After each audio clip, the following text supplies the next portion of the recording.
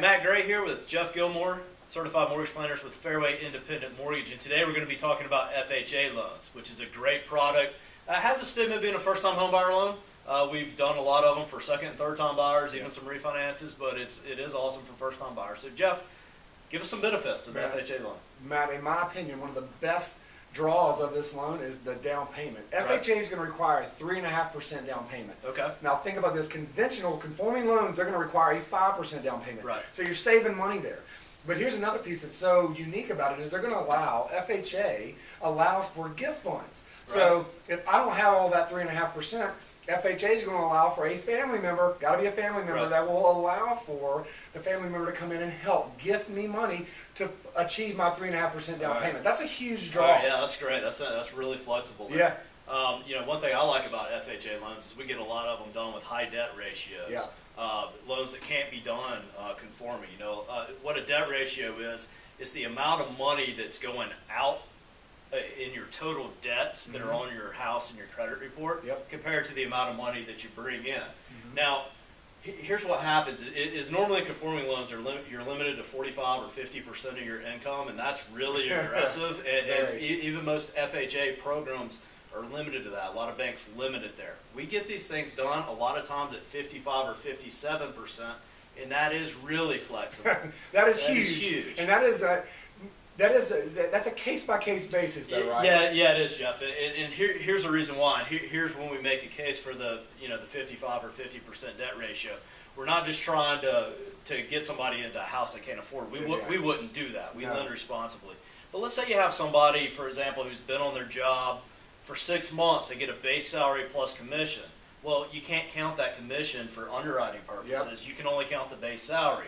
So we know that money's there. It's part of the household income, but you can't count it. And so that's a case where we would allow, and we feel responsible and okay with a higher debt ratio. Yeah, and another example of that would be if you've got two working spouse, one doesn't have the score requirements that you need to get an FHA loan, the other one does, and so you're only able to count one income, so that creates debt ratio problems. So in those situations, it makes sense. We know the money's there, we just can't count it.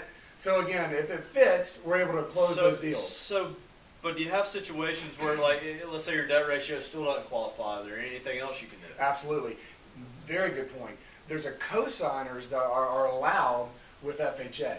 And so let me explain that to you. This is huge. Co-signer, you're first-time homebuyer, you're right out of school, or you're a self-employed person, you don't claim income, And so what FHA will allow, they'll allow for co-signers. So you've got a family member that's going to be willing to jump on that loan with you. We can factor in their income into the equation that can allow you to qualify for that loan. That is huge. All right, what if I have terrible credit? Can I get mom to co-sign for me? No, unfortunately, investors now, banks now draw a line in the sand and they say, hey, if you want to borrow money from us, we need you to have a 640 credit score. So you got to have 640 in order to be able to borrow. And that's something that you mentioned, the 640, the credit scores, is if you're trying to do a conforming loan and you have a 640 credit score or even a 660 credit score, and you're only putting, you're trying to put the minimum down, you're not going to you may qualify for the loan, but you're not going to qualify for the PMI on the loan, which essentially means you got to put 20% down. How many first-time home buyers they have 20%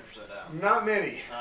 Not many at all. I'm sure they're out there. I know they are, but not many. They're few and far between. at least that we run across. So that's something to keep in mind.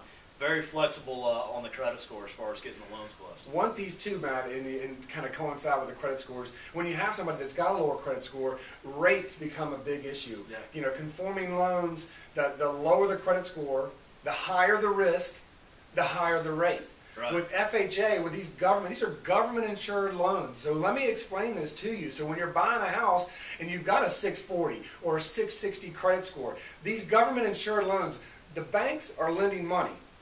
HUD comes to them and they say, if you underwrite these loans per our guidelines, we will insure that. So what that means is, if you don't pay, you get kicked out, the bank takes the house back, they sell it in foreclosure. They're going to lose a lot of money, right?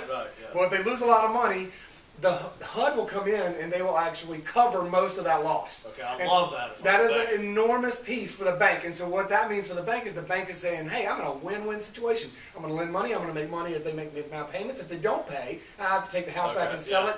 I'm actually going to be able to cover some of my loss. What does that have to do with interest rates? Interest rates, what that means is if you have that peace of mind of knowing that the government, the HUD, is going to help me with this loss, they're going to offer you the lowest rates. You're going to get the same rate. A 640 credit score is going to get a very close rate to what someone with a 740 credit score. So a mid 600 credit score is no different. It's no riskier to me now than a 700 plus to a credit T. score. Okay, so the rates are the same. To a T. Well, that's huge. That's very interesting, Yeah. Jeff. I appreciate that. Well, I think we've covered a lot of good benefits of the FHA loan. Yeah. And I think we've established that it's still a pretty good product for It is. a lot of people. And if you're looking to buy a home, you ought to at least consider it. Absolutely. Because there's a lot of flexibility with it. Absolutely. All right. Thanks a lot, Jeff. Appreciate your time. Thanks.